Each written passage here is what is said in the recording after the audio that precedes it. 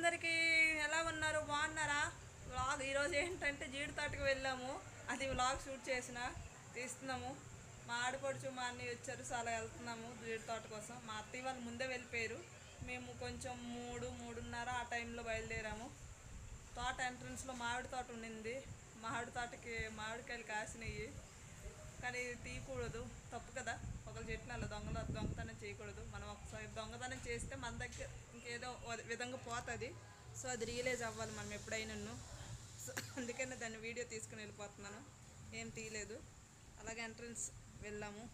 ఈ ఎండాకాలం కదా, ఈ ఎండ బాగా తగులుతుంది, బట్ ఏడ్ చేస్తాం, తప్పదు.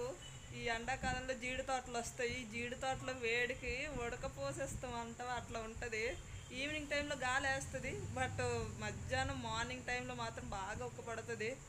చూడండి, పిక్కలు పళ్ళు పడేసి ఉన్నాయి.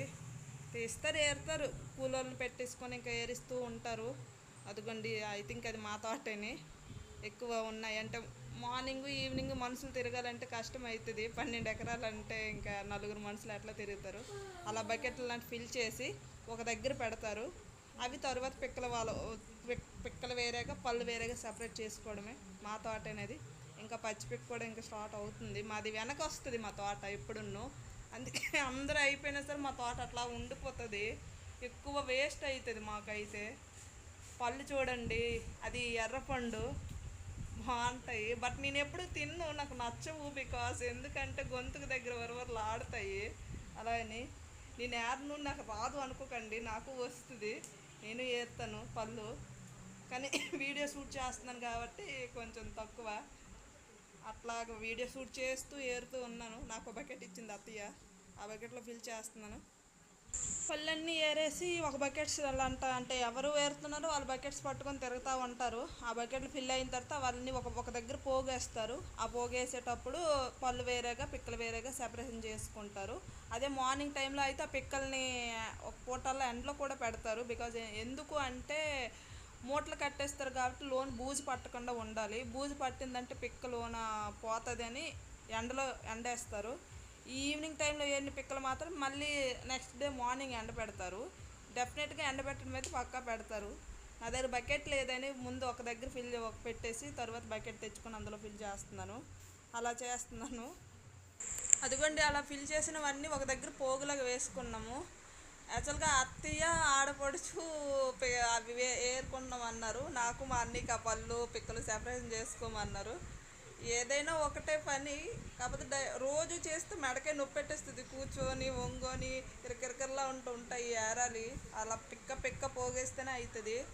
బూజు పట్టేస్తాయి అనే కన్నా కొనేవాళ్ళు తక్కువ కడతారు అలా మంచిగా పిక్కలు లేకపోతే. అందుకే ఎండబెట్టాలి కంపల్సరీగా. ఫస్ట్ మెయిన్ మాత్రం ఎండబెట్టాలి పిక్కలు. అదిగోండి పోగు అన్నీ కనిపిస్తున్నాయి. అవి పిక్కలు తీసాక కొన్నే ఉంటాయి. అందుకే జీడి పిక్కకి రేటు ఎక్కువే ఉంది. ఇయర్ అయితే బాగానే ఉన్నట్టుగా ఉంది రేటు. లాస్ట్ ఇయర్ పర్వాలేదు, ఆ ముందు ఇయర్ అయితే చాలా తక్కువ ఉంది. ఎందుకంటే అప్పుడు తోటలు బాగా వచ్చినాయి.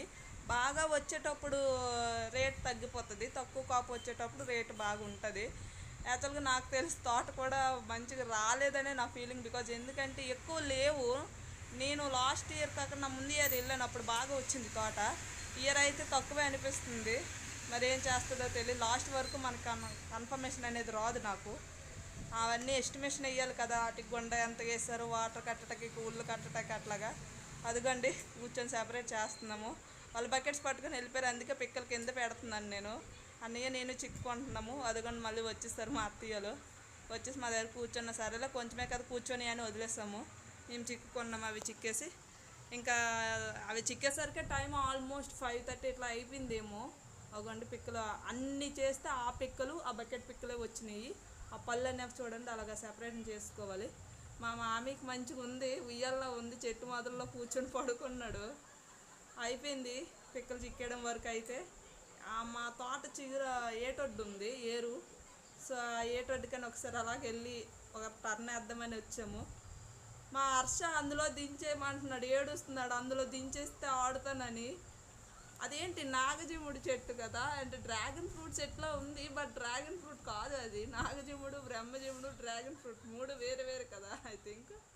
అవును, ఏటొడ్డు ఏరుకుంటే అబ్బా ఎంత బాగుంటుందో. మా హర్ష అక్కడ ఆడుకుంటున్నాడు, ఏడుస్తున్నాడు. వాడు ఏడుపు చూడండి, అస్సలు రావడం లేదు. వాడు రారా రారా అంటే ఏడుస్తున్నాడు.